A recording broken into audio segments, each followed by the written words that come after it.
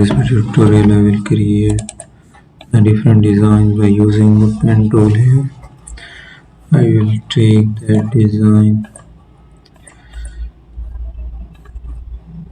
and append there. So let's make the changes around it. We will take another design to explore the changes. Still we have to make the different designs to use it. Let's create another structure.